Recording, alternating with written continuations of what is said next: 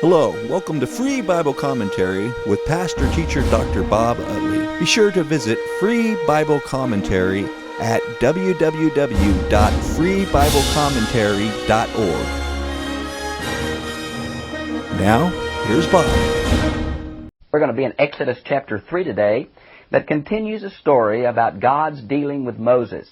It's such an important account because not only does it set the stage for God delivering Israel, but it sets the stage of how God works with us. And we see Moses as a true human being with a great mixture of faith and doubt. And yet God works with him as He'll work with us. In the beginning of chapter 3, verse 1, now Moses was pasturing the flock. The implication of this Hebrew imperfect is that Moses had settled down and this was his life's work. He didn't expect God to call him. He had tried to help his people, and they had rejected him, and he was content to live his life out with Jethro and his wife Zipporah. But God wasn't.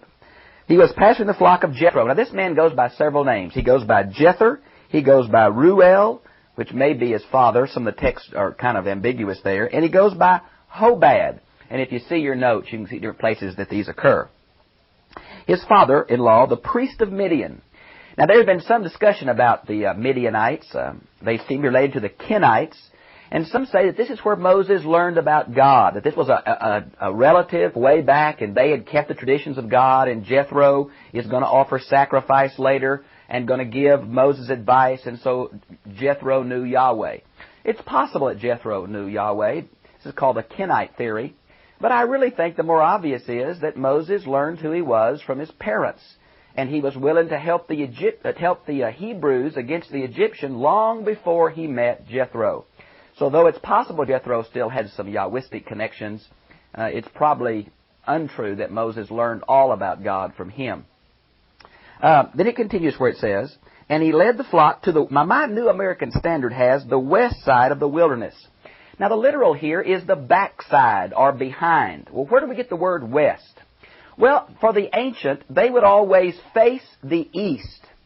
And then they could tell which way was north and south by their right hand and left hand. So their backside would be the west. Now, there's a real hair pull among scholars about exactly where the Midianites lived.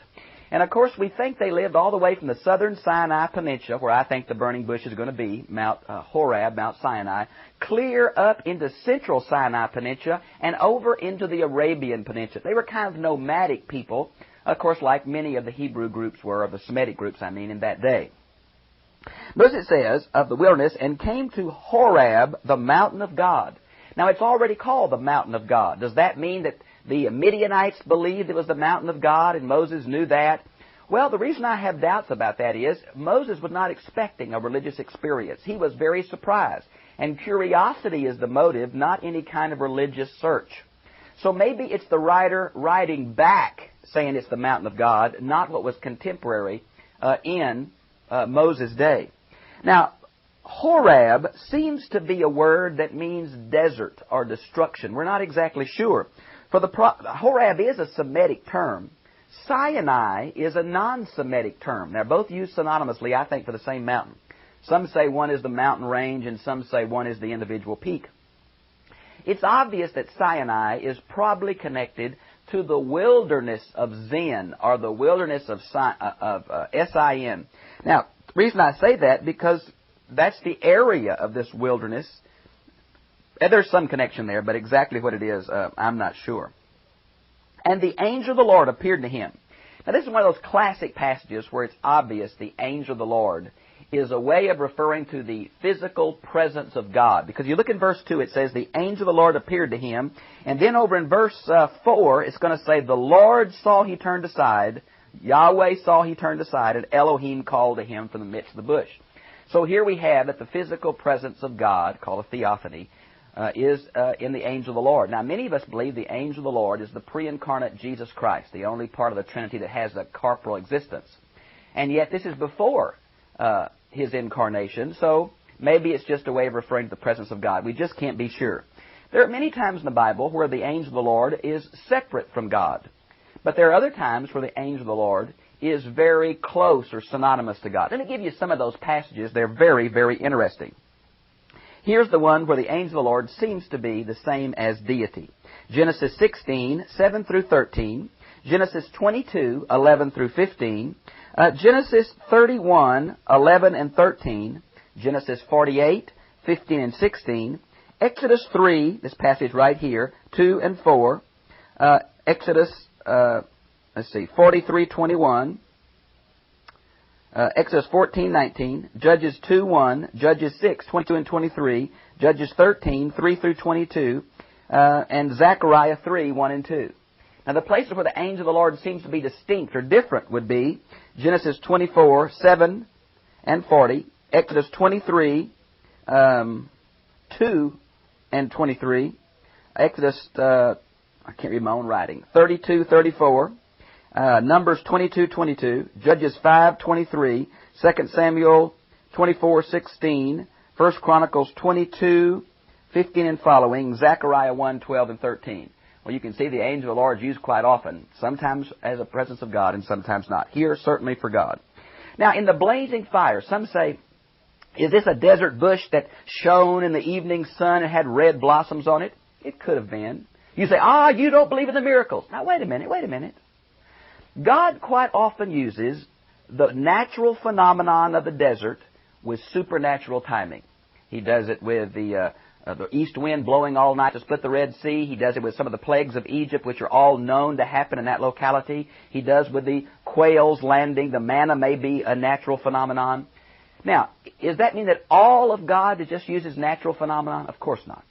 Many times it's supernatural, but many times it's natural. Don't get so dogmatic that everything has to be beyond the natural, and don't be so biased that everything has to be the natural. There is a beautiful combination here. I think it's a burning, not a flower myself, but it could be a flower. It wouldn't hurt my faith if it was. The unique thing is that God chose a common desert bush. No special holy bush, no special thing, just a little common desert bush. I think that says that God, what's holy is not the bush, but the fact that God's presence was there, and God can use anything to manifest His presence. And then that common thing becomes a holy thing. So, in the midst of the bush, and he looked, and behold, the bush was burning with fire, and yet the bush was not consumed. Kind of got his curiosity up. Moses said, I must turn aside and see this marvelous sight. He must have had a 35-millimeter camera. Had to get a picture of it, right? So the bush is not burned. And when Yahweh saw he turned aside, Elohim called to him from the bush. This verse kicks square in the head the J.E. in D.P. theory of source criticism of the Pentateuch. You can't split this verse into a Yahwistic source and an Elohim source. They're right together. It's obvious these names are interchangeable from this verse. If you want a good book on that, you ought to see Evidence That Demands a Verdict, Volume 2. It's really called More Evidence That Demands a Verdict by Josh McDowell. It'll be a very good for you to hear some of critique on this historical critical view of the Old Testament. And he called to him from the midst of the bush and said, Moses, Moses. Now it seems this doubling repetition of the name means an urgency. And Moses picked up on that. He said, here am I. Now, that's very common. Several folks have done that. We see it in Genesis 22:1, where Abraham said that. We see it in 1 Samuel 3:4, where Samuel said that. And we see it in Isaiah 6:8, where Isaiah said that. Here am I. It meant I'm available. I'm listening. Who is it? What do you want? And God said, do not come near here. Remove your sandals. Now, what's that deal? Well, the same thing is in Joshua 5:15. It's kind of like in the East today, people remove their sandals when they go into church. Muslims do that. The Japanese do it when they go into a home. There's been two possibilities.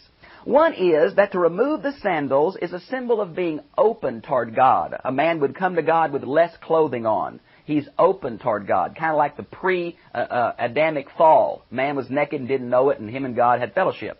So even the high priest would take off all his clothes except a simple linen tunic. Maybe the taking off the shoes showed openness.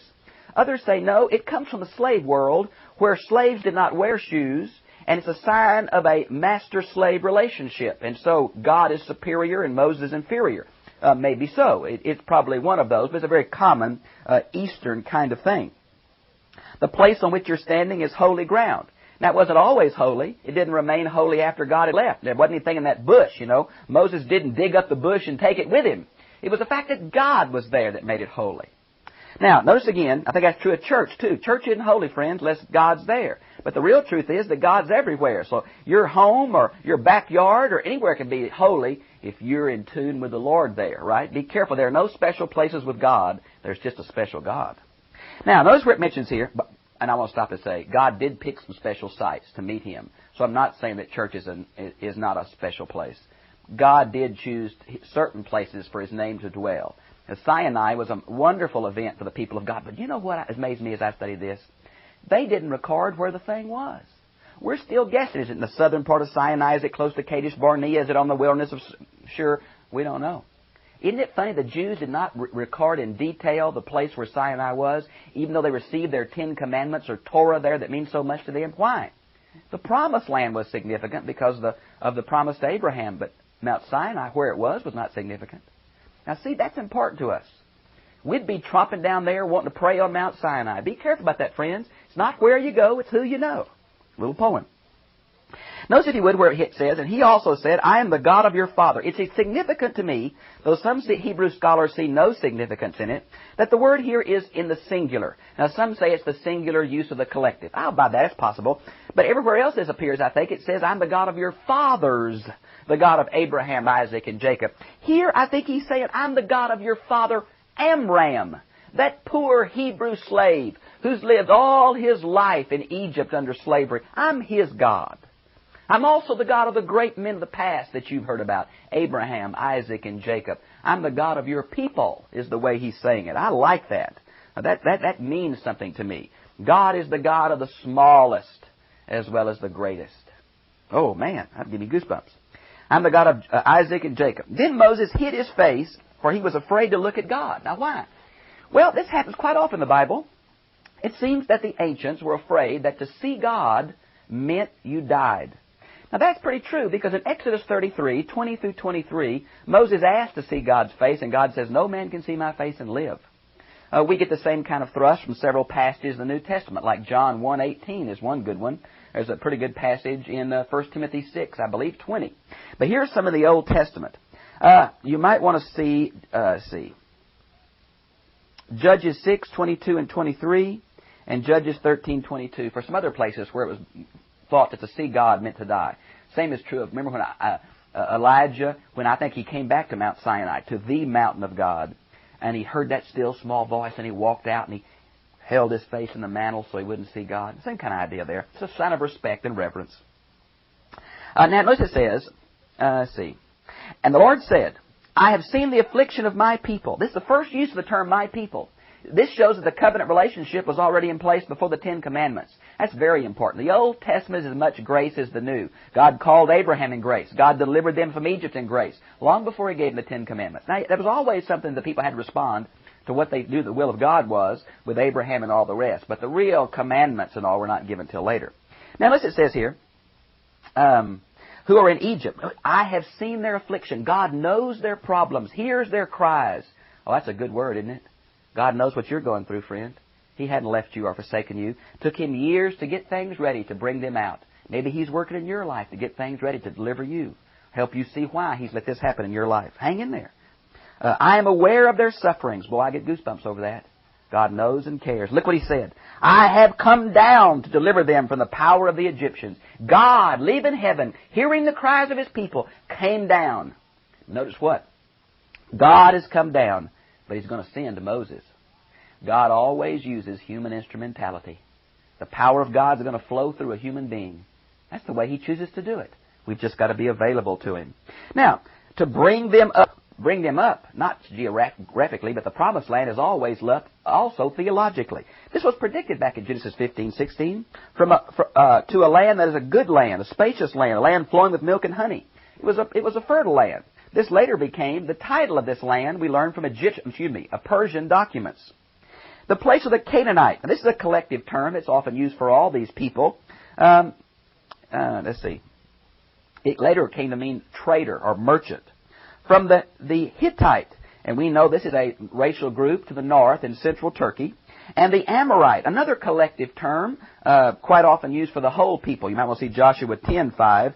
We think this one may mean westerner. We're just not sure. From the Perizzite, which means a villager. From the Hivite, which is another name for Horite or Hurrian, another racial group. and the Jebusite, which means those who live in Jebus, or later Jerusalem. Now, sometimes these nations, these Canaanite nations, are characterized by 7 different names, as in Deuteronomy 7:1. Other times they're characterized by 10 names, as they are in Genesis 15:19. And sometimes by simply 1, either Canaanite or Amorite as it is in Genesis 15:16. And behold, the cry of the sons of Israel has come up to me. Therefore I have seen the oppression which the Egyptians are oppressing them. God knew about it, told Abraham hundreds of years ago. Genesis 15:16. Therefore I have come down. That gives me goosebumps, friends. And I will send you to Pharaoh. Now we'll see John 20, verse 21. Jesus said, His Father has sent me, so send I you. We are the instrumentality of the Savior in the world. That's what God was going to do through Moses. And Moses said to God, who am I that I should go to Pharaoh? Now, this seems to be a humility factor. I agree. He could say, who am I? I tried to deliver him and I couldn't. Why should I go? I'm nobody. And that's humble. But it's going to turn from humble into unbelief because he's going to keep saying, no, I can't do it, I can't do it, I can't do it. Doesn't that sound like us? God gives us a mission that just blows our socks off. We say, oh, I can't. Friends, I want to tell you this. When God calls, God equips. If He calls you to the ends of the world, He'll equip you for the ends of the world. If He calls you to go next door, He'll equip you to go next door. Moses is going to learn that. Now it comes and says, Moses said, behold, I'm going to the sons of Israel, and they will, I skipped the verse, verse 12. And he said, certainly I will be with you. Man, there ain't better promise than that. It's pretty close to Matthew 28:22. Lo, I am with you always, even to the end of the world. There's no better promise than the presence of God. There's also a connection here between I will and the name for God, I am, both from the Hebrew verb to be. Not technical etymology, but popular sounding pun. For you spell Yahweh a little different than you spell I am. Now, and this shall be a sign to you when you have seen, it is be a sign to you that it is I who have sent you when you have brought the people out of Egypt, and you shall worship God on this mountain. Moses had to walk by faith. Even in the midst of a vision like this, he wouldn't really know God was with him till he brought the people back and worshiped this same mountain. That's why I think this mountain that he was at is Mount Sinai or Mount Horeb, same one we believe the Ten Commandments was given on. Now, and Moses said to God, behold, I am going to the sons of Israel, and they shall say that the Lord, the God of your father, has sent you. And now they shall say to me, what is His name? What shall I say to them? Now, why would he want the name? Because the name of deity was real important. And you're going to see it's a new name in a relatively sense. And God said to Moses, I am who I am. Many different ways to translate that. It's the Hebrew verb to be. I think it's the essence is, I am the ever-living, only living God who is always present with you. Now that's the play back up there, I'll be with you. Now notice in John chapter 8, verse 24, in John 8, 57 through 59, Jesus says, before Abraham was, I am. And the Jews tried to stone him for claiming to be God. Why? Because they knew what he was claiming. He was claiming the ancient name of the covenant God, I am. That's why the I am statements of John are so significant. So God says, I am. I'm the ever-living, only living God. Now, we learn from Exodus chapter 6, verse 3, that God says the people before did not know me as Yahweh, but as El Shaddai. Now that's funny because back in Genesis 4:24, it talks about they worship God as Yahweh. I think it seems to mean they knew God as El Shaddai. That's what they called Him. They may have known the name Yahweh, but they did not know the significance of it until Moses. Did not realize the covenant aspect until Moses. May be the meaning here. And the Lord said to Moses, thus you shall say to the sons of Israel, Yahweh, the God of your fathers, the God of Abraham, notice the word plural here, the God of your fathers, different from earlier, Isaac and Jacob has sent me to you. This is my name forever, and this is my memorial name to all generations. It's the unique covenant name. Very, very important. Let's see. Okay. Gather the elders of Israel and say to them, Yahweh, the God of your fathers, has come to you. And I am indeed concerned about you and what has been done to you in Egypt. God cares. God's going to come to them. He's going to visit them. He's going to be with them. He's going to provide their escape. Are the elders going to listen? No. Is the unbelief of the elders going to make a difference in what God does? No. Aren't you glad moments of unbelief, mixtures of doubt and fear don't negate God's love and covenant with us? Hallelujah, friends, because I got days like that. Do you? It bothers me that I don't trust more. It bothers me that I don't act in faith more. But I know God works with me because He knows that we're but dust, and He doesn't hold it against us. So I said, I'll bring you up the afflictions of Egypt, to the land of the Canaanite, the Hivite, the Amorite, the Perizzite, the Hivite, the Jebusite, and to a land flowing with milk and honey. And they will pay heed to what you say. And the elders of Israel will come to the king of Egypt, and you shall say to him, Now, this is kind of an Oriental bargaining deal. Sounds funny to us, but when you see it in the fact that they kind of bargain back, let me go 3 days, let me take the cattle, let me take the women, on back and forth. You see, it's kind of like, have you ever been to a bazaar, maybe in Mexico or somewhere, where you got to haggle over the price? There's something of this in the relationship between Pharaoh and Moses. So don't take it so dogmatically, literally, but see it in the Oriental context of a exchange of a bargain, something like that. And you shall say to him, the Lord, the God of the Hebrews, has met with us. Hebrew meaning Hebrew, we think from beyond the river, but we're not sure of that. In the wilderness, and now let me go and sacrifice a 3 days journey to the wilderness, and we may sacrifice to the Lord our God. Now this word, the feast here, is a word for Hajj. Let's see. We get the word Haggai from it. They want to go and make a feast in the desert. Some say that the Semites had always done that. The Passover is very old. It wasn't called the Passover before that, but always a spring festival for the Semites, as they were semi-nomadic. That may be true. Now, does this mean that Sinai is 3 days' journey from Egypt? Well, it's either 3 days' journey from Egypt, which makes Sinai in the southern part of the Sinai Desert too far, or it means that it's kind of a way of Moses not telling exactly the truth, one of these bargaining chip deals. Or it's the fact that the 3 days simply was a metaphor for an undesignated period of time. Because if they're going to take all their family and all, this is going to be much more than a weekend away, right? It's going to involve a long time away, and Pharaoh recognizes that. Now, but I know that the king of Egypt will not permit you to go except under compulsion. Now, here's the beginning of the idea that God knew what Pharaoh would do and structured this encounter so as to show Pharaoh and the people of Egypt that he is God. Why not walk in and strike them all blind and take them out? I'll tell you why. I think God is working with the faith of the Egyptians. I think God loves the Egyptians as much as he loves the Hebrews. The plagues are going to take 18 months, and they're going to strike at the heart of every Egyptian deity, including Pharaoh himself, who was believed to be the son of the sun god Ra. God's working. And there are many Egyptians that believe, apparently, because the Bible says a mixed multitude came out. God's working with Pharaoh. Did the predestination, in the sense, or foreknowledge, mean that Pharaoh didn't have a fair chance? Of course not. It meant that God is the controller of history. Just like Judas. Same deal. Now, notice where it mentions, so I will stretch out my hand and strike. Does God have a hand? No. It's anthropomorphic. We speak about God as if he were a man, but we know he's not, but we have to use human terms to talk about it. I've done a tape on that. You may want to send for that, because the title of it, I tried was being provocative, called The Femininity of God. It talks about anthropomorphic terms to describe God. And all my miracles. Now, the miracles here mean wonders. It's the idea of God using the natural and God using the supernatural. To the Hebrews, there is no distinction between natural and supernatural. It's only in our modern Western sophistication that we talk about a closed system and natural law. And the Bible just knows that God, the Creator, interpenetrates His world at will to use things that are here or things that are not to bring about His will. Now, by the way, it also shows that God's in control of history, doesn't it?